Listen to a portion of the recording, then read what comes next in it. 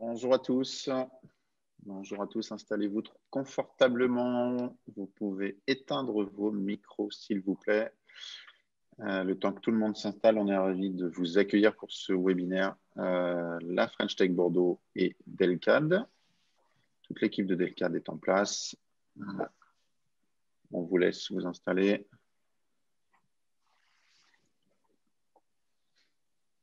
On va juste prendre quelques minutes encore.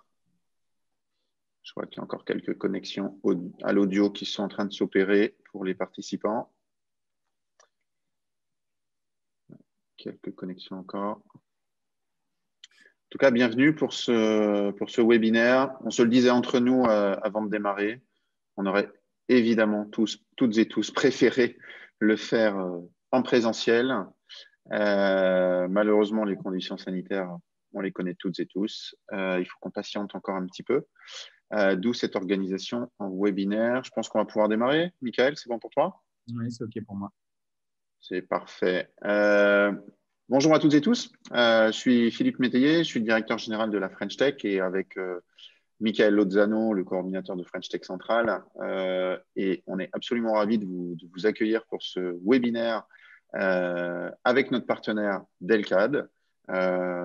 Une partie de l'équipe de Delcad s'est mobilisée pour ce webinaire et je tiens à saluer Benoît Lafourcade, Olivier Aya, Natalia Richardson et Johanna Schwartz-Mirales qui sont à votre écoute pour vous faire part de leur expertise sur la manière, sur les bons conseils, sur le retour d'expérience pour sécuriser vos contrats à l'international. Alors, il y a une actualité où évidemment, on a envie que l'international réouvre ses portes, j'ai envie de dire globalement, que ce soit à titre personnel d'un point de vue touristique ou que ce soit à titre professionnel d'un point de vue salon. Il y a quelques échéances notamment pour vous, start-up, c'est que vous pouvez d'ores et déjà candidater pour participer au CES. La délégation Nouvelle-Aquitaine French Tech Bordeaux est en cours de constitution. Donc, si vous êtes en cours de constitution ou en questionnement, n'hésitez pas à nous contacter. Et évidemment, la question des contrats, il faut déjà les préparer, vos contrats. Donc, c'est tout l'objet de ce webinaire. Il y aura d'autres rendez-vous internationaux. Le Web Summit de Lisbonne, on est en train de le préparer. L'offre sortira la semaine prochaine. Et puis, bien sûr, un rendez-vous international tout proche.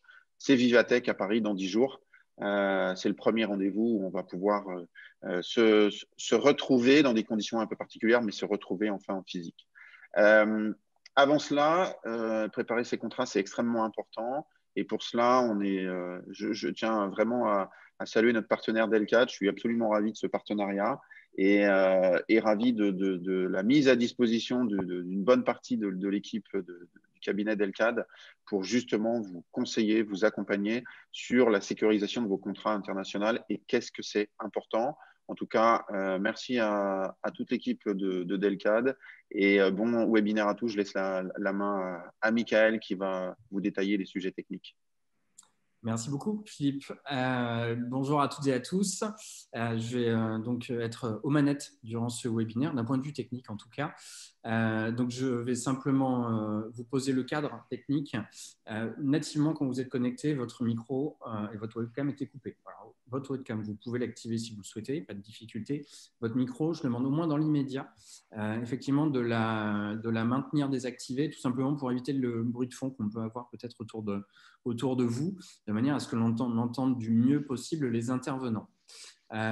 Si vous souhaitez poser des questions, et je vous encourage vivement à le faire, vous pouvez utiliser l'outil Converser ou dialoguer suivant la version de Zoom que vous avez. Vous cliquez dessus, il y a un petit panneau latéral qui s'ouvre où vous pouvez déjà dire bonjour à tout le monde et puis bien sûr saisir vos questions. N'hésitez pas sinon à lever la main et puis nos intervenants ont prévu quelques temps d'échange également qui vont rythmer ce webinaire et qui vous permettront de poser vos questions en direct. Voilà. Une précision aussi, parce que je sais très bien que dans quelques instants, si je ne le dis pas, il y aura déjà le sujet qui va arriver sur la table. Oui, ce webinaire est enregistré et oui, il sera consultable en replay sur notre chaîne YouTube dans quelques jours, en début de semaine, lundi ou mardi au plus tard. Vous pourrez vous y référer sur la chaîne YouTube de la French Tech Bordeaux. Il me reste à remercier évidemment nos intervenants pour leur participation. Je vais m'occuper du passage des slides. Je vais vous les lancer de suite et je cède immédiatement la parole à Olivier en particulier et à toute son équipe. Très bon webinaire à toutes et à tous. Merci beaucoup, Mickaël. Merci beaucoup, Philippe. Bonjour à toutes et à tous. Effectivement, alors je suis Olivier Hayat. Je suis associé au sein du cabinet Delcad avec notamment Benoît Lafourcade. Je suis accompagné sur ce webinaire par Nathalie Richardson et Johanna Schwartz-Mirelles pour vous parler des contrats internationaux. Je voudrais simplement préciser en propos très introductif à quel point, effectivement, nous, on est heureux de participer à ce webinaire et d'être partenaire de la French Tech Bordeaux. On connaît la vivacité de la French Tech Bordeaux et cet écosystème-là et les 30 avocats que nous sommes sont pleinement mobilisés full service sur ces aspects-là, notamment sur les sujets qui nous occupent, à savoir le contrat à l'international. Et donc, je vais tout de suite passer la parole à Natalia qui va démarrer ce webinaire. Natalia, ton micro est coupé. Tu as oublié de le réactiver.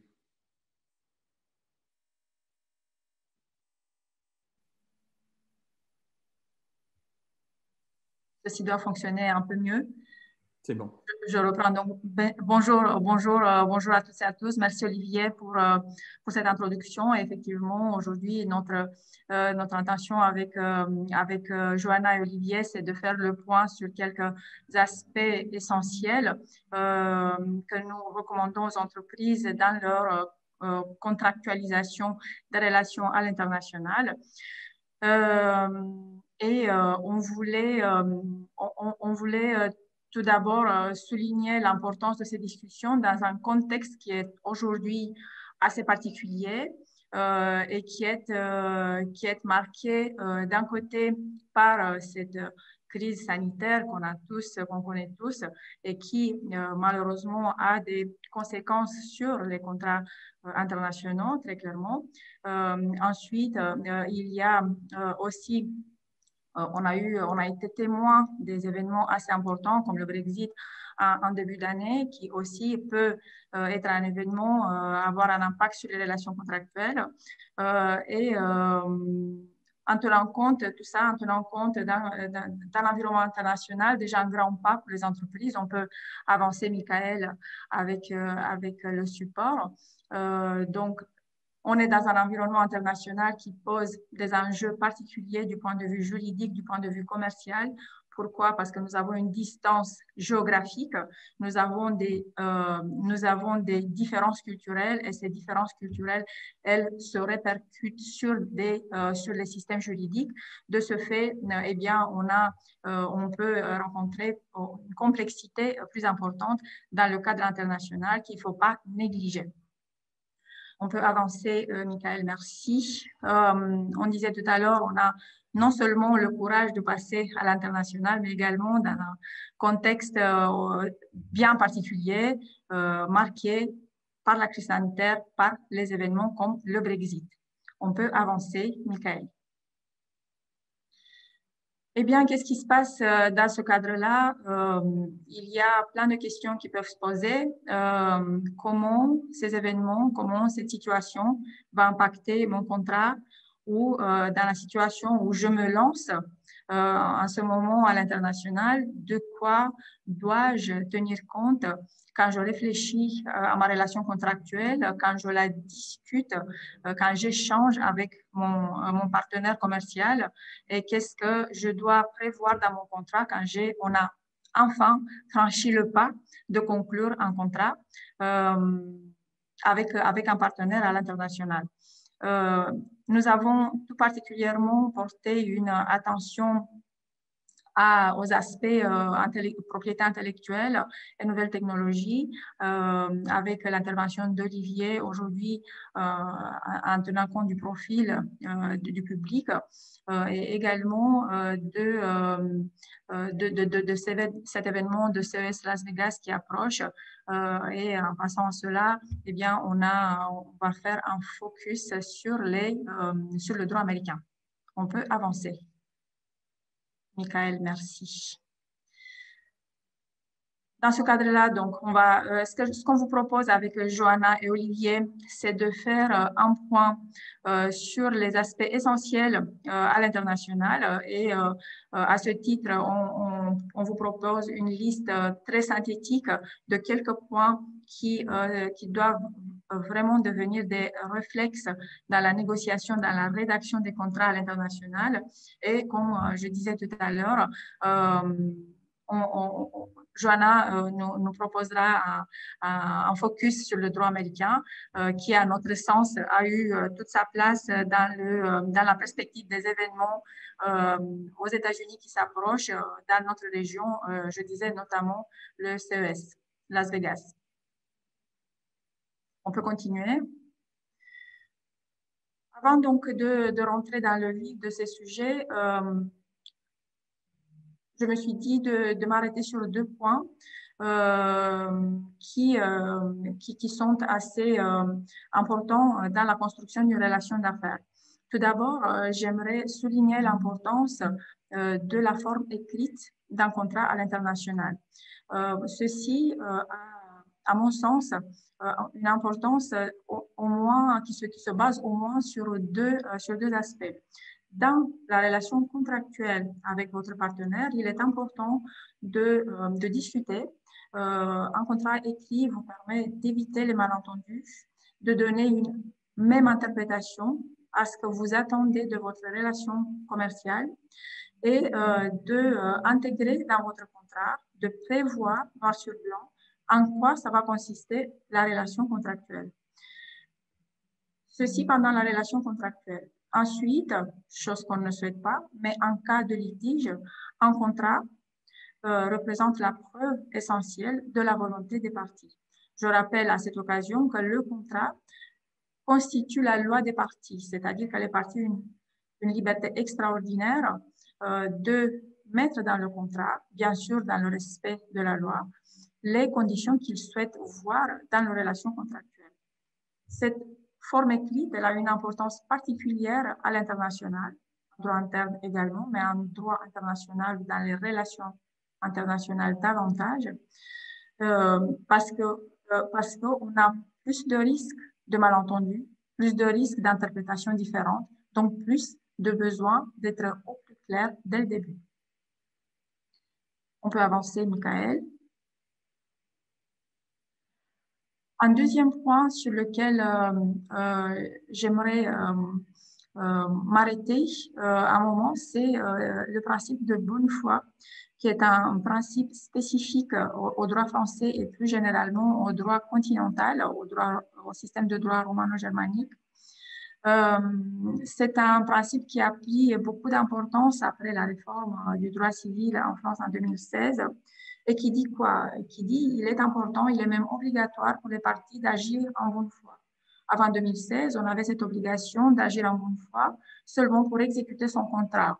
On disait que c'est important de respecter votre contrat, donc il ne faut pas faire autrement. Eh bien, depuis 2016, cette obligation de bonne foi, elle a été élargie, elle est présente dès la phase de la négociation, de la rédaction du contrat.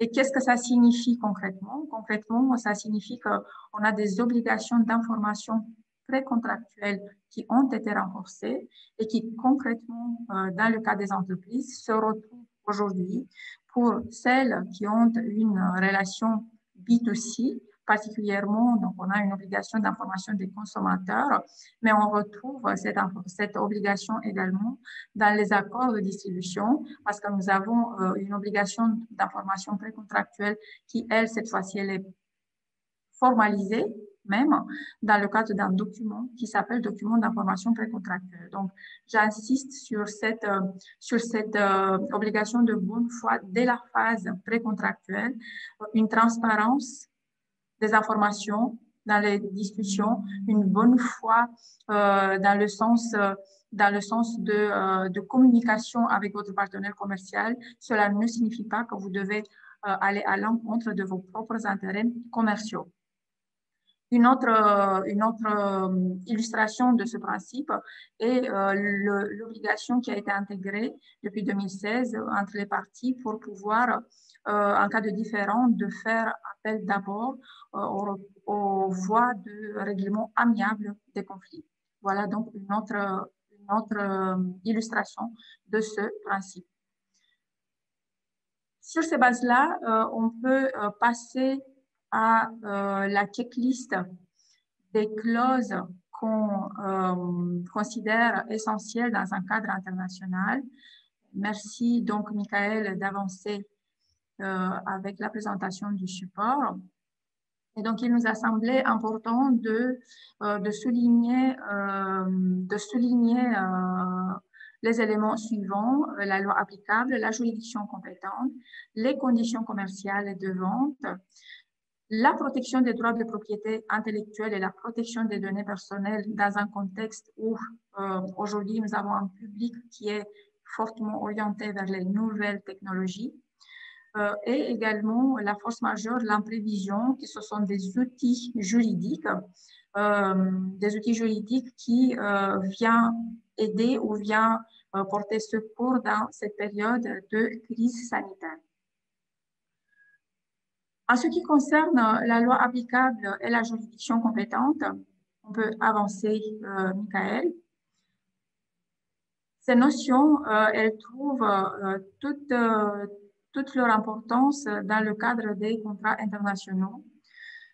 Bien sûr, je disais tout à l'heure, le contrat écrit de préférence constitue la loi des parties et je vous encourageais tout à l'heure à écrire les contrats et détailler au maximum les conditions essentielles du contrat.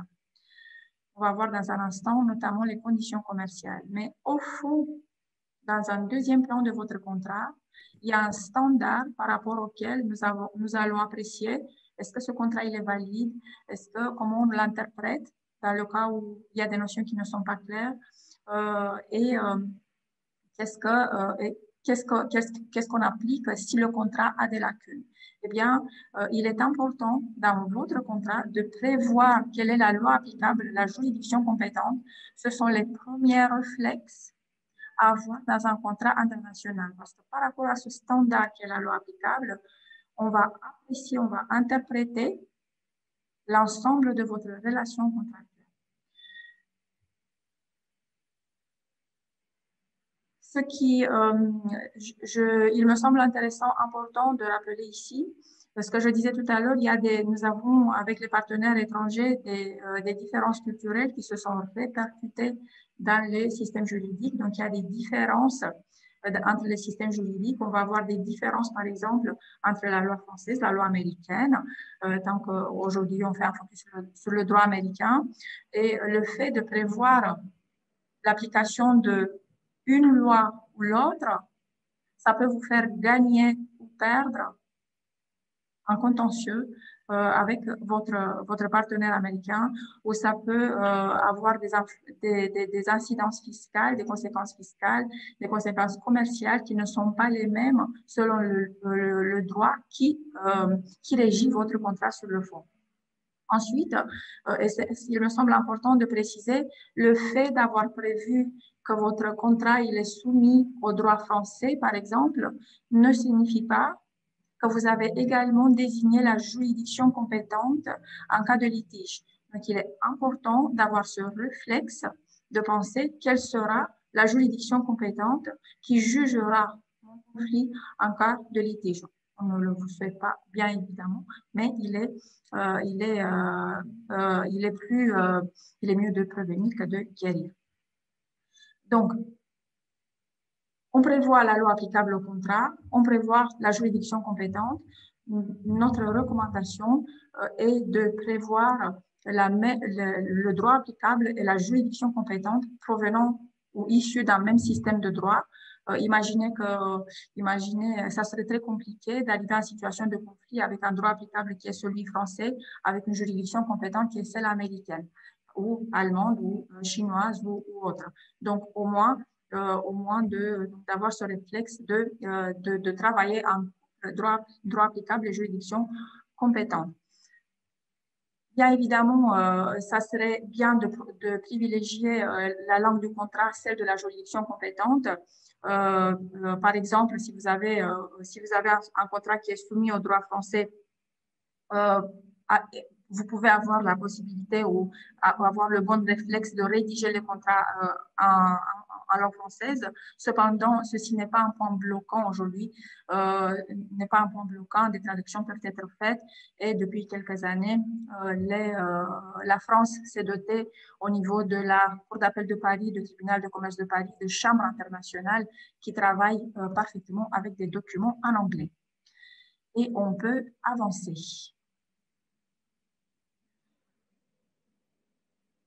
Le nerf de la guerre, j'allais dire, dans les contrats commerciaux internationaux sont les conditions commerciales de vente.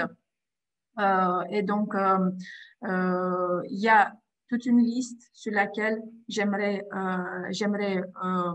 attirer l'attention, ne pas oublier à mettre les délais de paiement. On peut se retrouver rapidement dans une situation difficile quand on présente à notre partenaire étranger une facture avec paiement immédiat alors qu'il avait prévu de la payer avec un délai de 90 jours ou à 120 jours avec ses autres partenaires. Donc, si on n'a pas prévu ça dès le début, on n'a pas intégré dans le contrat, on peut avoir un problème de trésorerie très rapidement. La devise de paiement, c'est facile à comprendre dans le sens où on travaille avec des partenaires qui n'ont pas l'euro comme monnaie nationale, prévoir dans quelle devise seront faits les paiements pour éviter les problématiques évidentes de taux de change. Ne pas oublier de prévoir l'ajustement des prix en fonction des fluctuations des taux de change et de vos coûts à vous, donc des coûts qui peuvent impacter les prix. Quels sont les moyens de paiement? Nous, on recommande vivement crédit documentaire, éviter bien entendu les chèques. C'est interdit à l'extérieur de la France.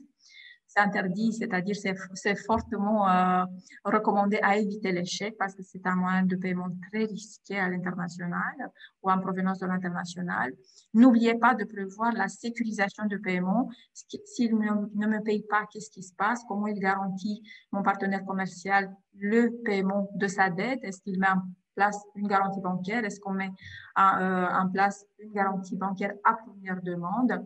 Toutes ces choses-là se négocient avant le début de la relation contractuelle et s'écrivent dans le contrat. Bien entendu, le moment du transfert de propriété de la marchandise, ce n'est pas un aspect qui est évident en fonction du moment de la livraison de la marchandise et de la volonté des parties. Ce sont des aspects qui doivent être prévus dans le contrat. Et dans le cas où vous avez l'objet du contrat porte sur des marchandises, ne pas oublier à prévoir la règle Incoterm, que je rappelle, c'est une règle qui gère ou qui établit le partage des risques, des obligations et des frais entre le vendeur et l'acheteur et qui ne gère pas le transfert de propriété. On peut avancer. Ici, j'avais fait, je vous propose un aperçu très rapide des conditions qui sont obligatoires au vu de la loi française. Même si on est dans un contexte international, une bonne partie des contrats à l'international des sociétés françaises sont soumis au droit français. Et dans ce cadre-là, eh bien, sachez qu'il y a des conditions qui sont obligatoires à apparaître dans les conditions générales de vente. Donc, ces conditions-là, pour les relations en B2B, sont les conditions d'application des pénalités de retard et les taux d'intérêt, le montant d'indemnité forfaitaire des frais de recouvrement qui aujourd'hui en France est fixé à 40 € et les prix et les réductions de prix. Donc, ces trois éléments-là, attention, doivent apparaître dans les conditions générales de vente qui sont adressées à des partenaires professionnels. Pour les partenaires, pour les clients privés en B2C, on a aussi une liste des mentions qui doivent apparaître. Toujours les références au prix, le prix doit être déterminé ou déterminable, les caractéristiques du produit, bien entendu. Très important, le droit et le délai de rétractation, la durée de l'offre s'il y a une offre commerciale, un coût technique de la communication à distance si ça existe, les coordonnées du médiateur. Vous savez qu'aujourd'hui, dans le sens du privilège du règlement à l'amiable, il faut passer par la phase de la médiation.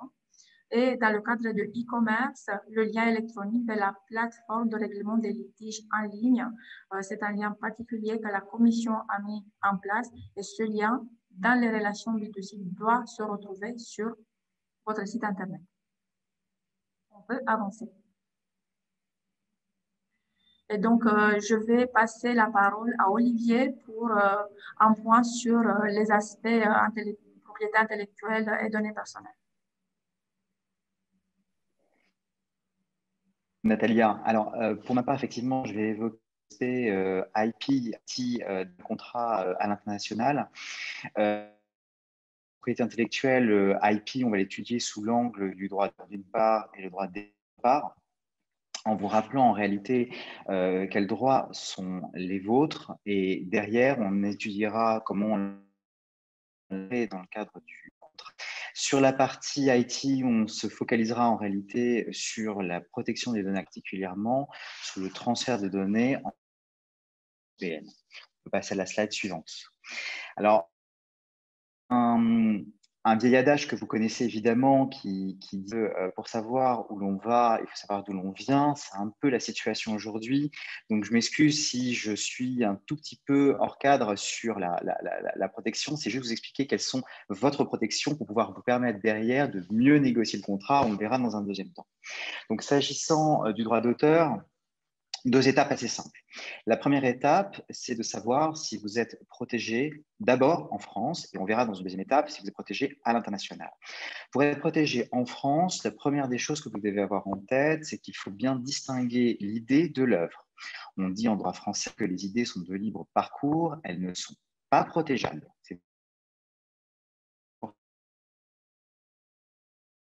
C'est l'œuvre, cette matérialisation de l'idée.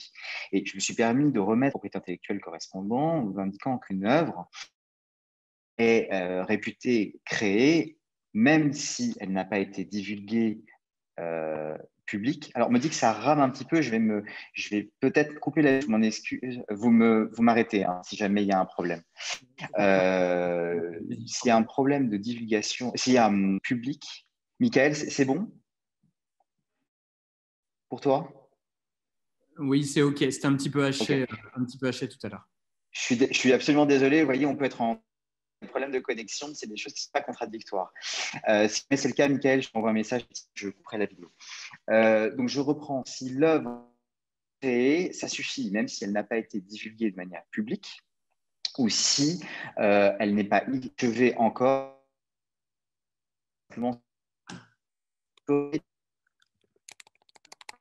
Une photographie est une œuvre, un livre est une œuvre, etc., etc. Le point principal, en réalité, c'est la question de l'originalité. L'originalité n'est pas la nouveauté, c'est un point qui est très important à comprendre. L'originalité, c'est l'empreinte de la personnalité de l'auteur. Ça veut dire que vous devez être en mesure d'expliquer quels sont les choix concrets que vous avez faits pour créer cette œuvre-là. S'agissant du logiciel, par exemple, je coupe la vidéo. S'agissant l'originalité, ce sera d'expliquer les choix en termes de code source qui ont été pourquoi ça a été fait comme ça, etc. Alors, on peut passer à la slide suivante. La slide suivante, c'est une fois qu'on part du principe que l'œuvre est protégée en France, la question, c'est de savoir si elle est protégée à l'étranger. Et un cadre qui est très favorable. Le cadre favorable, c'est la Convention de Berne du 9 septembre 1886 généraux. Le principe, et je vais revenir après, un principe du traitement national, ça veut dire qu'à partir du moment où vous serez également protégé dans le pays d'œuvre-là, un principe de protection éthique, protection auto. Ça veut dire que vous n'avez pas besoin de faire de formalités particulières dans votre pays. Et le troisième principe, c'est l'indépendance. Vous pouvez avoir des disparités de protection entre les différents pays, mais ce qui compte, c'est la protection. Le droit n'est pas protégé dans le pays dans lequel vous exportez, vous serez quand même protégé par ce droit. C'est important à comprendre parce que le stress particulier des startups, c'est de se dire, OK, moi je suis protégé par exemple en France, mais est-ce que je le serai en Allemagne? Est-ce que je le serai au Portugal? Est-ce que je le serai aux États-Unis? Est-ce que je le serai, etc. Et vous avez un cas très large, 180 pays quand même qui sont signataires. J'étais, par exemple, dans mon slide, qui correspond en réalité au pays que j'ai le plus vu dans le cadre de mon. Et vous avez un pays qui revient, qui n'est pas signataire et qui est important de savoir, c'est Taïwan, qui donc, lui, n'est pas intégré à la Convention de Berne et vous ne serez pas protégé dans ce cadre-là. Sur le droit d'auteur, c'est ce point-là. Mickaël, on peut passer cette suivante. Sur l'autre aspect de la propriété intellectuelle, c'est le droit des marques. Et là, je vais passer très rapidement avec une espèce par donation, une tarte à la crème.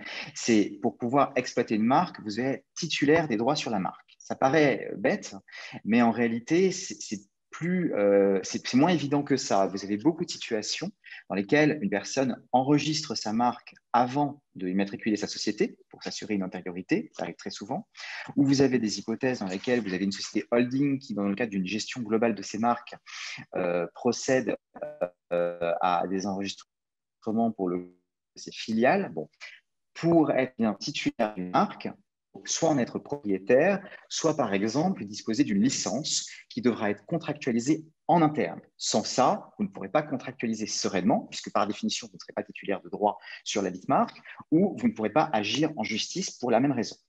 L'autre point, c'est le périmètre de la marque.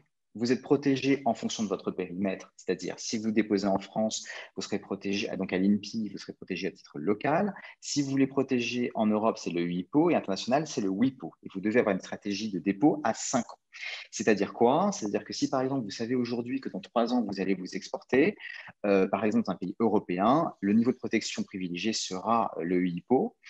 Si jamais par exemple, vous savez que vous voulez déposer en Europe et aux États-Unis, peut-être ce qui serait le plus malin, ça serait de faire un niveau de protection en Europe avec un dépôt local.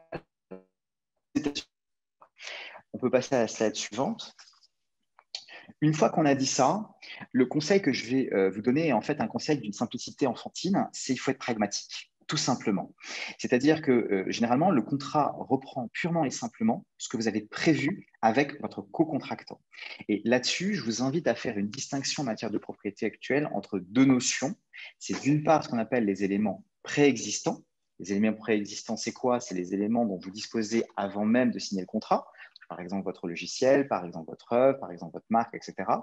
Et les éléments qui seront créés en cours de contrat, notamment si c'est l'objet de ce contrat-là. C'est-à-dire que si l'objet, c'est justement de développer avec un partenaire commercial, la question que vous devrez vous poser, c'est qui est propriétaire de quoi et à quel moment. Et je reviens sur ce qu'a dit Natalia, on prendra un exemple juste après, mais je reviens sur ce que dit Natalia, sur lequel ça s'applique également à ce point-là, sur la loi applicable à la juridiction compétente. C'est-à-dire quoi? C'est-à-dire que vous devrez faire très attention au pragmatisme, encore une fois. C'est-à-dire que vous pouvez parfaitement être protégé avec tout ce que j'ai dit, c'est bien beau, vous êtes protégé au titre du droit français, c'est très bien, c'est super, mais il est évident que vous serez bien plus confortable, si vous allez devant une juridiction qui vous connaît, avec une langue que vous connaissez et éventuellement avec des conseils, sans avoir besoin d'expliquer quelle est votre loi nationale, plutôt que dans un autre pays, vous aurez un travail de pédagogie complémentaire. Donc, faites bien attention à ce point-là. Je passe à la slide suivante avec un exemple, qui est un exemple que je vois très, très souvent avec des startups, qui est un contrat de partenariat. Vous avez une startup qui a développé un produit qui fonctionne bien, mais elle a besoin de financement complémentaire. Pour ces financements complémentaires, qu'est-ce qu'elle va faire? Elle va s'associer à un grand compte qui, lui, va en vouloir, je cite, pour son argent. Pour en vouloir pour son argent, concrètement, ça ne doit pas consister à forcément, sauf si c'est votre choix, de déposséder la startup de son idée. Là-dessus, ce qu'il faudra faire, c'est d'assurer qu'il n'y a pas nécessairement une cession des droits antérieurs et que les éléments développés vous appartiennent. Alors, vous allez me dire, oui, mais à ce moment-là, pourquoi investir pour le grand compte? Le grand compte, encore une fois, il faut qu'il se retrouve. Donc, un des points commerciaux qui peut être envisagé, qui est souvent envisagé dans ce type d'hypothèse-là, c'est quoi? C'est dans cette hypothèse-là, on prévoit un mécanisme, par exemple, de licence gratuite pendant un certain temps, avec potentiellement une exclusivité sur la période concernée, ce qui permet en réalité, ou éventuellement sur le périmètre d'intervention du partenaire, et auquel cas, effectivement, les sous qui auraient été investis par le partenaire lui permettront d'exploiter sereinement, tranquillement et seul l'œuvre co-développée, et à la start-up de pouvoir travailler par ailleurs, de pouvoir valoriser son œuvre et de la vendre à d'autres personnes dans ce cadre hors exclusivité. On peut passer à la suivante. Ça, c'est sur les propriétés intellectuelles.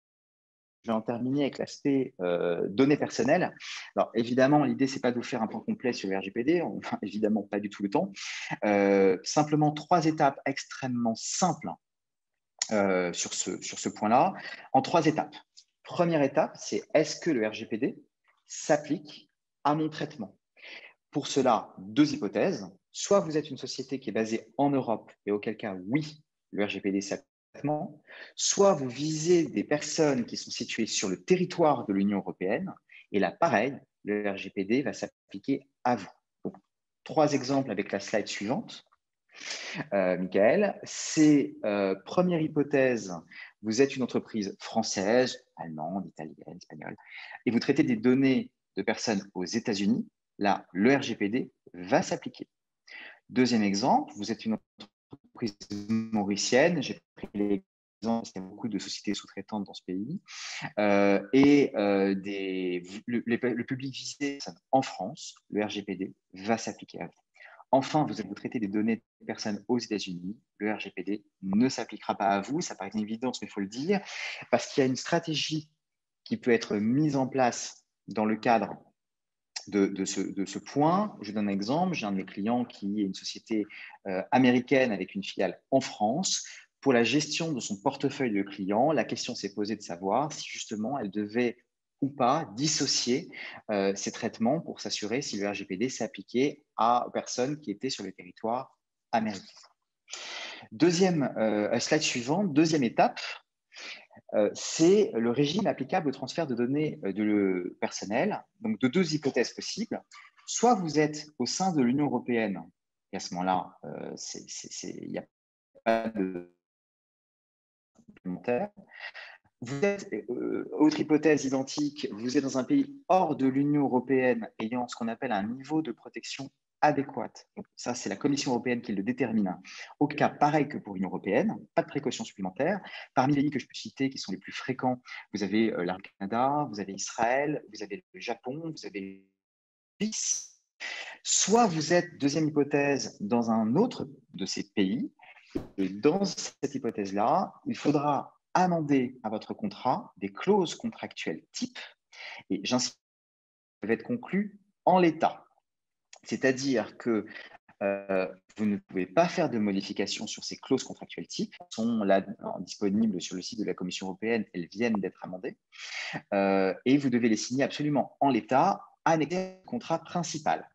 Le cas des États-Unis, je vais passer malheureusement un peu rapidement là-dessus, est un peu flou encore aujourd'hui parce que vous avez un mécanisme d'adhésion qui permettait à une entreprise américaine de confirmer son adhérence au mécanisme du RGPD. Aujourd'hui, la Cour de justice de l'Union européenne a fait tomber ce Privacy Shield et un flou juridique est aujourd'hui sur les États-Unis. Le conseil est de signer les clauses contractuelles type avec tous vos partenaires américains. Enfin, et j'en terminerai par là, vous avez cette dernière étape, étape 3, slide suivante, c'est l'encadrement obligatoire. Une fois que vous êtes au clair, on peut passer juste au slide suivant, mais une fois que vous êtes au clair avec le pays, avec les données vers lesquelles vous transférez, la licéité du transfert, ces modalités de transfert doivent être encadrées. Il y a 2 hypothèses. Soit vous êtes avec quelqu'un qui traite les données pour son compte, et vous êtes entre responsables de traitement et vous devez prévoir un certain nombre d'obligations usuelles, le périmètre du traitement, quelles sont les obligations de sécurité, quelles sont les obligations de transfert, laisser aux personnes la possibilité d'exercer leurs droits. Soit vous êtes avec un sous-traitant, donc une personne qui agira en votre nom et pour votre compte, et auquel cas vous avez un article 28 au RGPD qui est une espèce de cahier des charges de ce que vous devez prévoir en termes de mesures d'audit, en termes de mesures de sécurité, en termes d'organisation générale du traitement, sachant que les clauses contractuelles types auxquelles je faisais référence tout à l'heure sont dans les deux versions, entre responsables de traitement et sous-traitants, à annexer au contrat principal. Je laisse la parole à Natalia pour la suite des différentes clauses à prévoir dans un contrat à l'international. Parfait, merci Olivier. Pour la suite, nous avons intégré à cette checklist deux éléments qui nous semblent importants dans la gestion des difficultés qui sont liées à la crise sanitaire actuelle. Et il s'agit très particulièrement de la force majeure et de la théorie de l'imprévision, qui sont consacrées, encore une fois, par le droit français. La force majeure, elle est caractérisée par le Code civil comme ayant un caractère extérieur, c'est-à-dire c'est pas moi, contractant, qui l'a généré, un caractère imprévisible, je ne pouvais pas m'attendre à cette situation, et un caractère irrésistible, j'ai pu rien faire. On classe dans ce type de définition juridique, notamment les catastrophes naturelles, qui sont assez évidents comme cas de force majeure. Ensuite, ce qui est intéressant de savoir, c'est qu'il y a aussi une certaine liberté contractuelle à faire une liste des cas qui sont considérés par les parties comme force majeure, notamment en droit français. Prévision, et on peut passer à la slide suivante, Michael, par le fait que nous avons la même imprévisibilité de la situation en état. La différence principale entre les deux notions, c'est qu'en cas d'imprévision, le contrat devient excessivement onéreux, c'est-à-dire avant d'avoir cette situation, je n'avais pas prévu que cette situation interviendrait, je n'avais pas prévu le coût supplémentaire qu'elle va m'engendrer. Je ne suis pas en impossibilité, comme dans le cas de la force majeure, d'exécuter mon contrat. En revanche, l'exécution de mes obligations sont devenues tellement onéreuses que moi, je ne suis plus intéressée de continuer cette relation contractuelle.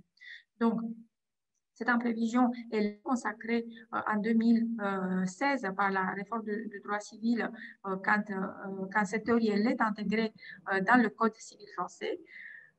Et donc, désormais, ça constitue un outil de protection des entreprises contre des situations imprévisibles aux côtés de la force majeure avec je dirais, un point moins fort que la force majeure. La question qu'on peut se poser aujourd'hui, on peut avancer, Michael. La question qu'on peut se poser aujourd'hui est: est-ce que cette situation de crise sanitaire peut être considérée d'office comme un cas de force majeure ou comme un cas d'imprévision avec les effets qui sont attachés à ces outils juridiques? En cas de force majeure, est-ce que ça peut justifier une suspension, voire une résiliation du contrat? Est-ce que j'ai le droit de mettre fin à mon contrat à cause de cette crise sanitaire pour en justifier un cas de force majeure? Je me positionne comme dans une situation d'imprévision où je ne tiens pas forcément à résilier mon contrat, mais j'aimerais bien renégocier, revoir les clauses contractuelles, le prix que je paye ou le prix qui m'est payé. Eh bien, la réponse simple, une discussion bien plus complexe peut avoir lieu, mais la réponse simple est que l'épidémie en tant que telle ne constitue pas d'office un cas de force majeure ou un cas d'imprévision. Il faut aller regarder au cas par cas, en fonction de chaque situation, est-ce que les éléments de la force majeure sont réunis, est-ce que les éléments juridiques, les caractéristiques juridiques de l'imprévision telles qu'on les a vues précédemment, elles sont réunies. Donc, un juge, si on se présente avec une impossibilité, une difficulté d'exécuter notre contrat par rapport à cette crise sanitaire, peut être étudié au cas par cas, mais ce n'est pas une reconnaissance automatique. Et on peut avancer. Et donc, sur cela, je passe la parole à Johanna pour continuer avec un focus sur les contrats avec les partenaires américains. Merci beaucoup, Natalia. Bonjour à tous et à toutes. Donc, je vais passer quelques minutes avec vous à aborder les aspects juridiques de vos contrats avec vos partenaires américains. Alors, comme vous le savez sans doute, les États-Unis est un pays composé d'États fédérés. Il s'agit en effet de 50 entités politiques distinctes, chacune avec son propre système juridique.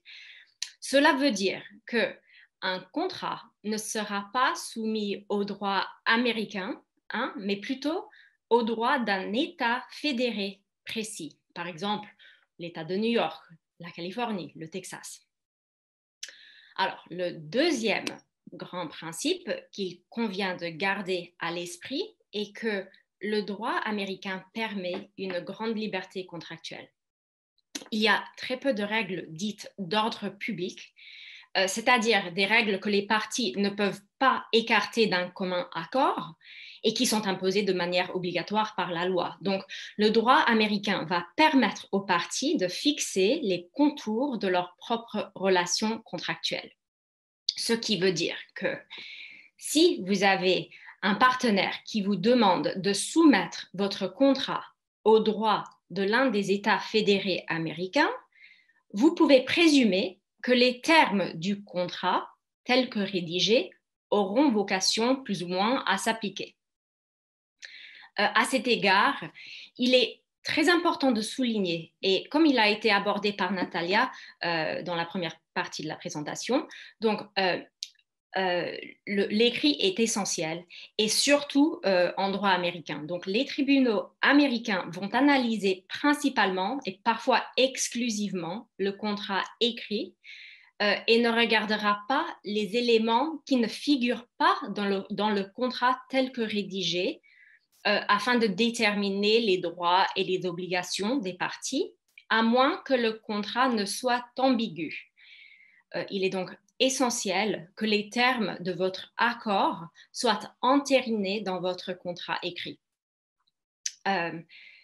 J'ai indiqué aussi sur cette diapositive que s'il est bien le cas que le droit américain ne contient que très peu de dispositions d'ordre public, il y a des règles qui régissent la limitation ou l'exclusion des garanties et qui sont intéressantes à connaître, surtout si vous vendez des marchandises. Il faut notamment savoir que si vous voulez limiter ou exclure les garanties légales fournies aux acheteurs, il faut que le texte de la clause de limitation de garantie soit conspicuous, c'est-à-dire très apparente. Cela permet aussi de souligner qu'il y aura sûrement des aspects de votre négociation contractuelle qui bénéficieraient d'un conseil juridique en droit américain et surtout pour des contrats ou des projets stratégiques. Il faut savoir, et peut-être qu'il va sans dire, que les règles de droit et les formalités ne sont pas les mêmes dans tous les pays. Et si vous avez une situation qui peut poser des risques à votre activité, soit parce que vous avez un contrat qui représente un actif important pour votre société, soit parce que vous avez pour projet de monter une filiale aux États-Unis, nous vous invitons à consulter un avocat. Nous avons en fait l'habitude d'accompagner des sociétés françaises en ce sens, soit en fournissant des conseils, soit en vous mettant en relation avec des conseils adaptés, appropriés à vos besoins. Le risque peut être en effet important, notamment si vous comptez vous installer sur le sol américain par l'intermédiaire, par exemple, d'une filiale. Donc, c'est très important de souligner cela. On peut passer à la prochaine diapositive, s'il vous plaît. Nous avons touché aussi aujourd'hui sur les questions du droit applicable au contrat et sans rentrer dans beaucoup de détails sur ce point, il convient de souligner qu'aux États-Unis, il y a 50 États fédérés, donc 50 droits différents. Ces différents droits se ressemblent pas mal. Or, il y a quand même des différences qui peuvent être déterminantes, notamment dans le cadre d'un différend. Juste par titre d'exemple, le délai de prescription, c'est-à-dire le délai pendant lequel une partie lésée peut intenter une action en justice pour obtenir la réparation du préjudice subi, peut varier d'un État à un autre. Donc, on voit sur la présente diapo que le délai en matière contractuelle est de 3 ans dans la Caroline du Sud, de 6 ans dans l'État de New York et de 10 ans dans le Rhode Island. Donc, le choix du droit applicable ainsi que le choix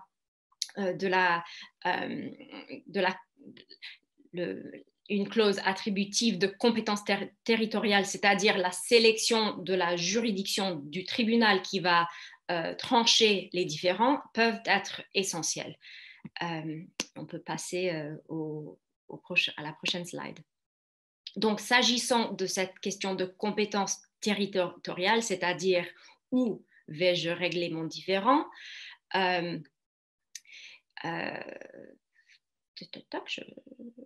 j'ai perdu le fil. Il est important de faire très attention dans vos contrats internationaux à ces dispositions régissant la compétence. Il faut savoir, notamment pour ce qui concerne les États-Unis, que le règlement de différends est très coûteux aux États-Unis, avec des honoraires d'avocats qui sont très élevés, des montants de dommages et intérêts qui excèdent ceux qui sont accordés par les juridictions françaises. On pourrait envisager d'avoir recours à l'arbitrage, mais les arbitrages sont aussi très coûteux, souvent très coûteux, de sorte que le système américain peut être étonnant pour des sociétés françaises, pour des personnes habituées à la justice française. Cela étant, le système américain présente certains avantages, notamment il y a des dommages et intérêts qui sont plus élevés, la possibilité de conclure des pactes de quota litis, c'est-à-dire que l'avocat va être payé en fonction des résultats obtenus, ce qui fait que pour les demandeurs en justice, le système français peut présenter des avantages. En revanche, pour les défendeurs en justice, entre le système français et le système américain, si j'étais défendeur, je préférerais être en France, parce qu'il y a moins de risques financiers. De sorte que quand vous réfléchissez à la juridiction qui va régir, qui va trancher votre différend, il peut être intéressant de réfléchir au genre de risques qui sont présentés par la relation contractuelle et choisir et attribuer la compétence territoriale en conséquence. On peut passer à la prochaine slide. Enfin, et pour terminer, juste quelques mots sur la formation et la modification des contrats en droit américain. Ces règles peuvent être trompeuses.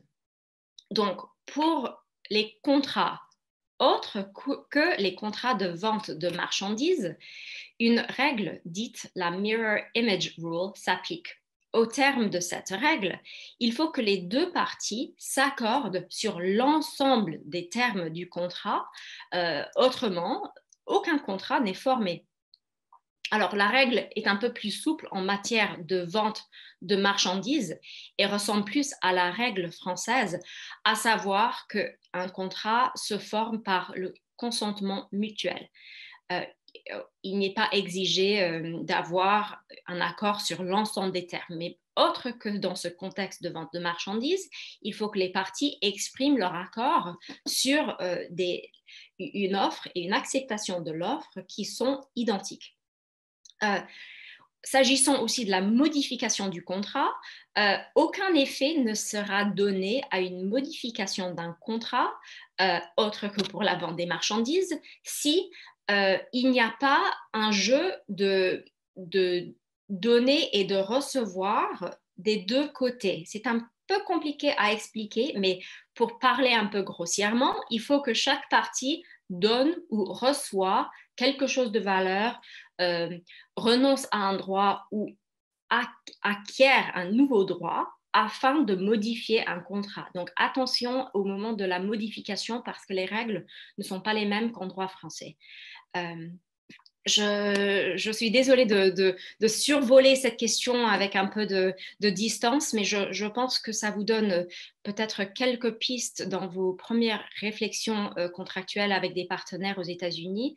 Nous sommes évidemment heureux de répondre à vos questions sur ce qui a été partagé aujourd'hui. Et je redonne, je crois, la main à Natalia pour conclure ou à Olivier, je ne sais pas. Oui, merci Joanna. On avait avec Joanna et avec Olivier vraiment écrit, comme on invite les entreprises à le faire, on a écrit les quelques points. Si c'était à retenir aujourd'hui quelque chose, vraiment en 2-3 mots par rapport à ce qu'on a présenté et qu'on a survolé effectivement avec beaucoup de recul pour pouvoir donner une image générale et ne pas rentrer dans trop de termes techniques, eh bien, si c'était à reprendre dans 2-3 mois, qu'est-ce qu'on a à dire? Eh bien, on vous invite fortement à privilégier la forme écrite de vos contrats. Ne pas oublier que le contrat écrit ou oral constitue la loi entre les parties. Donc, ça doit, c'est le premier échelon de votre engagement. Il faut le respecter. Il faut le respecter parce qu'il s'oppose aux tiers, parce que vous devez le respecter en tant que partie au contrat, mais également les tiers doivent le respecter. Ne pas oublier à mettre en place des conditions générales de vente. Il est très important, non seulement dans votre relation contractuelle, mais c'est une obligation qui est prévue par la loi et qui peut être sanctionnée en cas de manquement à cette exigence légale. Comme Olivier l'a souligné très bien, ne pas oublier ces aspects de protection de la propriété intellectuelle et de faire attention à ces éléments de cession non contrôlés. Et last but not least, encadrer les données, le transfert des données personnelles hors Union européenne. Je me remets à Olivier. Et donc, vous l'avez bien compris, pour tout ce qui est relation avec le droit américain, on n'est pas du tout sur une identité des règles. Il y a des règles différentes. Joanna l'a souligné avec raison. Et donc, il faut faire attention dans les relations avec les partenaires américains, comme j'allais dire, avec les partenaires des autres pays étrangers. Mais aujourd'hui, on a traité le cas américain. Il faut faire très attention, les règles sont différentes et on risque de se faire piéger au cas où on serait dans une position d'omission de ces différences-là. Donc, je laisse la parole à Olivier. Olivier, est-ce que tu souhaites rajouter quelque chose? En tout cas, moi, je vous remercie. On va passer à la slide suivante. Voilà. Oui, voilà, pardon, j'ai interrompu, c'est les rudiments de la connexion. On voulait vous remercier pour ce webinaire qui effectivement est assez dense parce que les relations internationales, c'est des choses qui doivent être encadrées de manière assez claire, précise et encore une fois pragmatique. On espère qu'en tout cas, on vous a donné quelques clés permettant d'avancer sur votre réflexion. On est évidemment à votre disposition pour toutes les questions que vous pourriez avoir dans le cadre de ce webinaire. Juste préciser un point quand même, parce que on est un des rares cabinets, voire le seul, je crois, à être disposé de l'agrément France Export, justement pour aider et favoriser l'exportation à l'international dans le cadre de vos projets. Voilà. Donc après, je ne sais pas s'il y avait des questions. Alors, s'il y a des questions, je vous invite ou à les poser directement ou à les saisir sur l'outil Converser. Mais je vous invite surtout à ouvrir votre micro et la poser en direct, si c'est le cas, évidemment. J'avais une première question parce que c'est une startup qu'on avait accompagnée au CES il y a 2 ans et qui s'était retrouvée dans cette situation. Elle était en phase de contractualisation avec un distributeur américain. Et ce distributeur américain souhaitait contractualiser pour plusieurs États. La difficulté que cet entrepreneur en fait a très vite rencontrée, c'est est-ce que je fais un contrat avec un distributeur pour plusieurs États ou est-ce que je fais autant de contrats que d'États, sachant qu'en plus son produit était un peu particulier, donc nécessitait des ajustements à la fois techniques, à la fois de distribution, à la fois de délai, différents.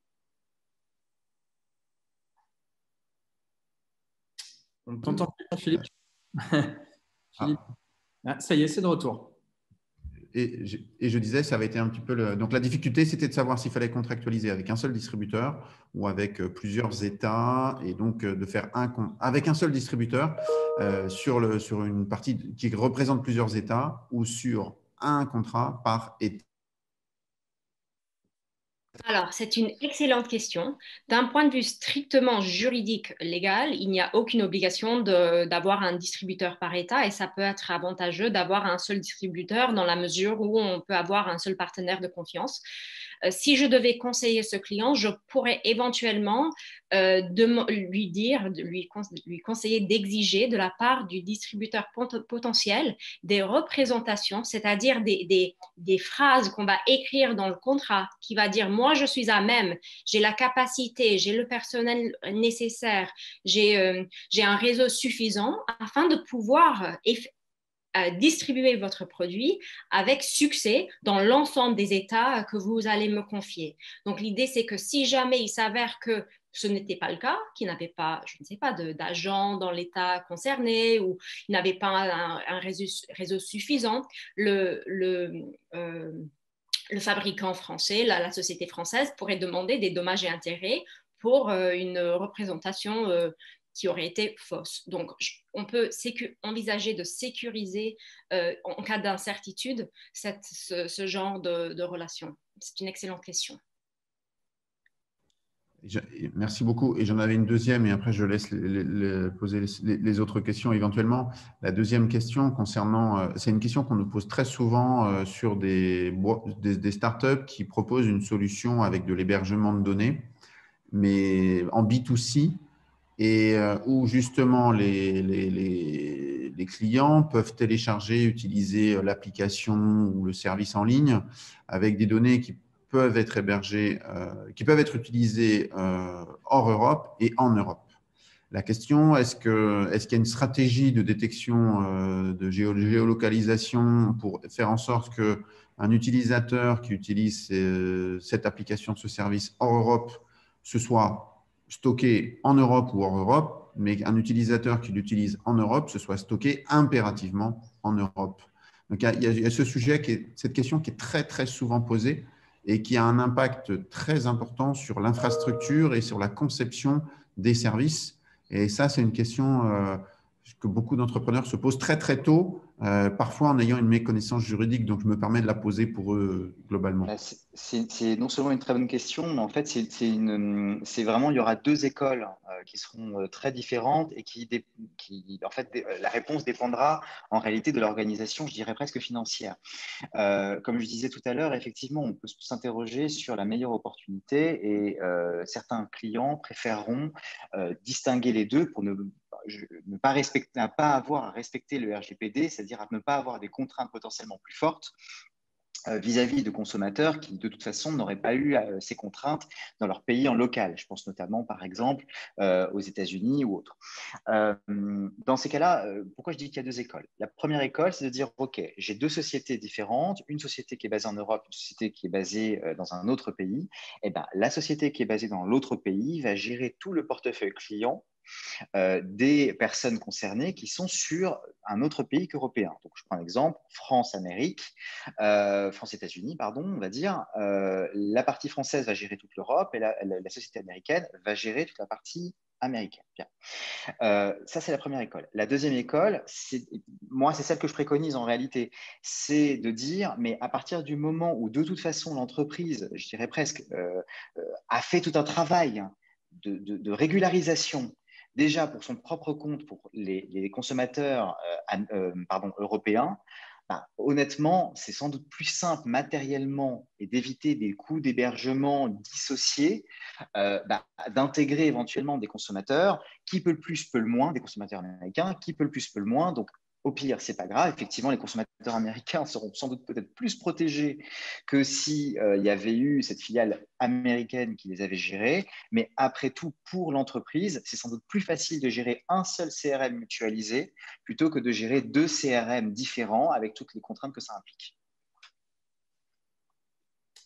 Merci Merci pour eux, Olivier, c'est très clair. Plus une remarque qu'une question. On entend souvent beaucoup de startups, et notamment des startups dans l'univers de la santé, de la e-santé, déplorer le fait que leur expansion européenne peut être freinée par différentes réglementations, différentes législations. Et souvent, le modèle américain est un peu érigé, peut-être à tort, en contre-exemple, comme étant peut-être plus harmonifié, entre guillemets. Pour une entreprise qui souhaiterait se développer justement sur ce territoire américain, qui fait parfois un peu figure d'Eldorado, quels sont les 3 ou les 4 conseils que vous pourriez donner de manière très simple et très cadrée, sans forcément trop s'apesantir? Voilà, les 2, 3 ou 4 conseils qu'il faut absolument savoir avant d'envisager un déploiement à l'échelle des États-Unis.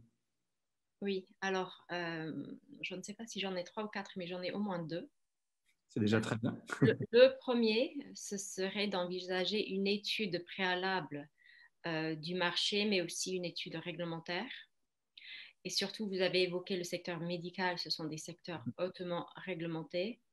Aux États-Unis, le risque réglementaire, le risque de poursuite, je dirais, est bien plus importante qu'en Europe, qu'en France, en tout cas, avec des enjeux, des sanctions qui sont aussi bien plus élevées, des procureurs qui sont très intéressés dans ce genre de questions. Donc, je mettrai en garde les sociétés françaises à bien étudier le cadre réglementaire. Donc ça, c'est un premier conseil. Et puis, le deuxième serait un conseil plus de l'ordre du business que du droit, peut-être, mais ce serait de rechercher des partenaires de confiance. Je pense qu'il est toujours bien de connaître des personnes sur place avec lesquelles on peut travailler, qui peuvent nous accompagner ou avoir des intérêts communs pour permettre la poursuite d'une activité et la croissance dans un nouveau marché. Donc, ce serait peut-être mes deux grands conseils. Merci. Je vais permettre d'en rajouter un troisième du coup. C'est vrai que la réglementation parfois peut être très lourde. Je pense encore une fois à la réglementation, par exemple en matière de données personnelles. Et je prends l'exemple d'un de mes clients start-upers qui, lui, s'énerve régulièrement quand on évoque le sujet pour la simple et bonne raison qu'il considère que c'est de la concurrence déloyale avec des sociétés notamment américaines ou chinoises qui n'ont pas à s'encombrer de ce type de réglementation. Alors, ce qui n'est pas tout à fait vrai puisque comme on l'a vu, elles sont obligées de le respecter quand il s'agit du territoire européen et de consommateurs européens. Mais en vérité, c'est une question d'état d'esprit. C'est-à-dire que beaucoup d'entreprises, depuis 2018, ont adopté la réglementation européenne, notamment en matière de données personnelles, comme une opportunité commerciale de montrer non seulement à leurs consommateurs qu'elles sont au carré, mais également à leurs investisseurs. Et ça, c'est un point qui est vraiment fondamental. C'est-à-dire que quand vous arrivez devant un investisseur en montrant que non seulement vous vous êtes préoccupé du sujet, mais qu'en plus de ça, vous avez fait ce qu'il fallait pour à tout le moins respecter le minimum possible et acceptable en fonction des besoins, déjà, ça montre un état d'esprit d'une société qui est relativement saine. Et derrière, permet beaucoup plus d'opportunités en réalité à moyen terme que de contraintes à court terme. Voilà. Donc, le point, parce que je sais que c'est compliqué, je sais que c'est dur, notamment sur des termes financiers, etc., et lourd à mettre en place en termes de process. Mais c'est en changeant d'état d'esprit, en voyant ça comme une opportunité, peut-être qu'on peut se permettre de faire plus de choses en réalité. Olivier, je te rejoins tout à fait sur ce que tu viens de dire et je voudrais souligner que ça s'applique dans le contexte des données personnelles, mais aussi dans tous les autres contextes réglementaires. C'est-à-dire que plus vous allez être en respect de la loi qui vous est applicable, que ce soit le droit français ou le droit étranger, si vous avez des activités à l'étranger, plus votre société va être attirante pour des investisseurs.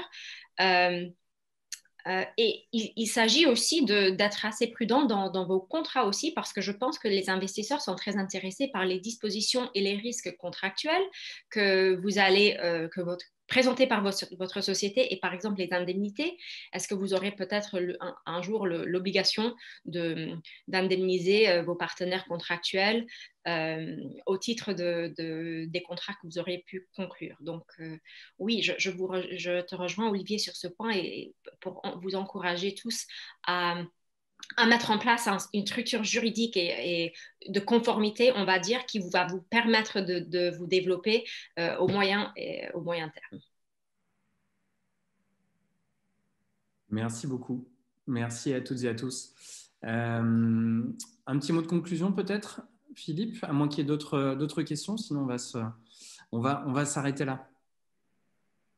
Non, mot de conclusion, je pense que les questions échangent déjà tout le déroulé, le rappel des règles essentielles, des éléments à prendre en compte. Enfin, on voit bien qu'il y a un foisonnement de questions et j'allais dire aussi un foisonnement d'expertise par toute l'équipe d'avocats de Delcad, mais il y a vraiment beaucoup d'enjeux et c'est très, très important de ne pas subir ces réglementations et de ne pas subir ces éléments et de bien les anticiper. Je pense que c'est vraiment, en conclusion, c'est vraiment ce que j'ai envie de dire à toutes celles et tous ceux qui nous écoutent ou qui regarderont en replay, d'être vraiment en mode anticipation, parce que le subir, c'est vraiment délicat et ça peut même être très compliqué. D'abord parce qu'on est moins attractif par rapport aux investisseurs, hein, la remarque que tu faisais, Olivier, est extrêmement pertinente, mais aussi parce qu'en fait, ça peut avoir des conséquences très, très fortes et de coûts, de redéveloppement, d'ajustement, de conformité à la réglementation,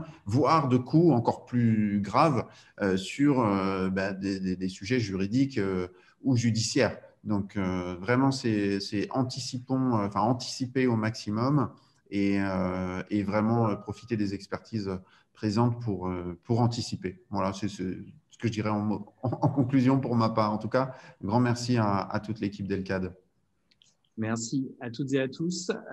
Si vous avez des sujets particuliers que vous souhaitez aborder avec l'équipe de Delcad, n'hésitez pas à nous faire un petit mail et on fera la mise en relation.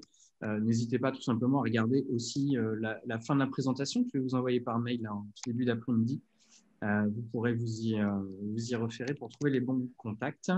Je m'occupe de mettre en ligne le webinaire lundi ou mardi matin au plus tard, donc vous pourrez vous y référer également. Il me reste également à remercier évidemment nos intervenants pour ce webinaire. Vous remercier en tant que participant pour y avoir assisté également. Très bonne journée à toutes et à tous et à très vite. Merci beaucoup. Merci à tous. Au revoir. Au revoir. Au revoir.